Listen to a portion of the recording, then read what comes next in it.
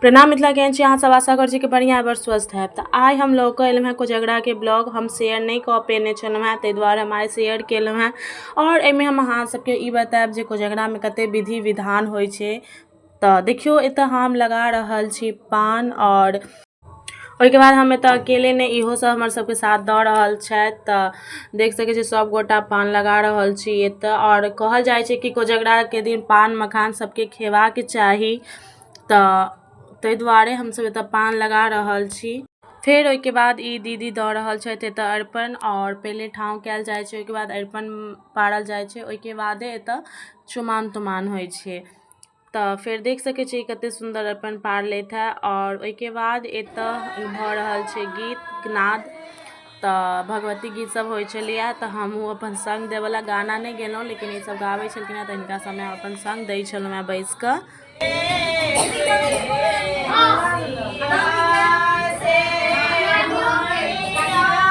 फेर एतऽ डाला ताला सजि कऽ, मतलब कि ईसब सबटा सासुरे तरफसँ आबै छै, तऽ ओतहिसँ ईसब सजि कऽ आयल छलैए। और एतऽ काजर चानन लगा रहल छै, लड़का भऽ रहल छै तैयार। हिनके चुमाओन छलनि हेँ, तऽ हिनकर भाभी हिनका काजर चानन पाग ताग सब पहिरा कऽ रेडी कऽ देलकनि। और ओहिके बाद देखे सकै छी अहाँसब, फेर ई भऽ गेलै तैयार। ओहिके बाद फेर हमरा सबमे कोनो शुभ काज होइ छै ने, तऽ जेना बियाह दुरागमन भेल, चुमाओने भेल, तऽ एहिमे हींग सेहो लगायल जाइ छै, तऽ ओहो लगा देलखिन। ओहिके बाद फेर एतऽ तेल सिन्दूर दीदी कऽ रहल छथिन। और ओहिके दिन हकार जेना लेडीज वगैरह सब आबै छथिन, हुनका सबके तेल सिन्दूर सेहो लगायल जाइ छनि, तऽ ओ ओतऽ तेल सिन्दूर लगा रहल छथिन। ओहिके बाद फेर एतऽ फोटो शूट भऽ रहल अछि। फोटो शूट तऽ भेनाइ जरूरिए रहै छै, तऽ फेर एतऽ किछु देर फोटो शूट भेल। ओहिके बाद फेर सब गोटा आबि गेलै दुर्वाक्षतके लेल, तऽ एतऽ दुर्वाक्षतके तैयारियो भऽ गेलै। और ओहिके बाद दुर्वाक्षत दऽ रहल छथिन, देख सकै छी अहाँ सब।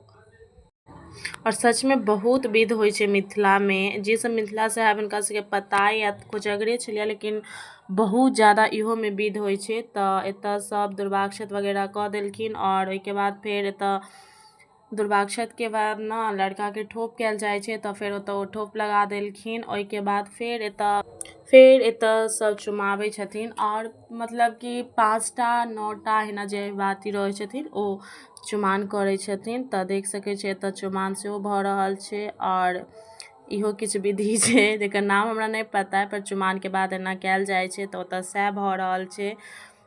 और ओहिके बाद फेर चुमाओन भऽ गेल समाप्त। और ओहिके बाद मखान से लुटा रहल छथिन ओतऽ। और मतलब कोजगराके दिन ई होइ छै कि ओहि दिन कहल जाइ छै कि मखान लूटऽके चाही, तऽ हमहूँ लुटलहुँ 5टा, मतलब खायल जाइ छै ओहिके लेल लूटि कऽ खेलहुँ 5टा। और देखे सकै छी ओहिके बाद ने फेर सबसँ बड़का विधि जे छै पचीसी, कोजगराके दिन ओ पचीसीवला विध भऽ रहल अछि एतऽ। तऽ ईसब खिला रहल छथि पचीसी। और मतलब जे कहल जाइ छै कि सार भौजी भाय एना कऽ कऽ सब खेलै छथिन। तऽ ओहिके बाद फेर ओहो समाप्त भऽ गेल विधि। और फेर ई जा रहल छथि भगवतीके गोर लागै लए। और ओहिके बाद पहिले घर छेकाइ होइ छै, तऽ कोजगरोमे घर छेकल जाइ छै, तऽ ई दुनू गोटा घर छेकने छथि। पैसा लेलाके बादे अन्दर जाय देथिन। तऽ एतऽ पैसा मतलब कि जे होइ छै अपन उचित से माँगि रहल छथि। ओहिके बाद हुनका सबके भेट गेलनि, तऽ इहो चलि गेलथि भगवतीके प्रणाम करै लेल। तऽ बहुत विधि छै मिथिलामे। देखलिए कोजगरोमे कतेक ज़्यादा विधि छै। एकटा बस कहऽमे लागै छै कोजगरा, लेकिन विधि बहुत भारी होइ छै सचमे। तऽ और ओहिके बाद फेर मखान बटा रहल छै, जे सब आबि रहल छथिन तिनका सबके मखान दऽ रहल छथिन। फेर हमरो रहल नहि गेल, तऽ हमहूँ अपन बैसि कऽ मखान खा रहल छी एक थारी, देख सकै छी अहाँ सब। तऽ हमहूँ एतऽ किया छुटितहुँ, तऽ हम ओतऽ लोक सब लगमे बैसि कऽ तऽ नहि, लेकिन अपन घरमे बैसि कऽ खा रहल छी। खेनाइसँ पहिले मखान खेलहुँ एक थारी, ओहिके बाद भोजन तोजन भेलै। संग संग अकेले खाइत नहि नीक लागल, तऽ एकरो शामिल कऽ लेलहुँ ओहिमे, तऽ इहो हमर संग दऽ रहल अछि। केहन लागल हमर ब्लॉग बतायब हमरा।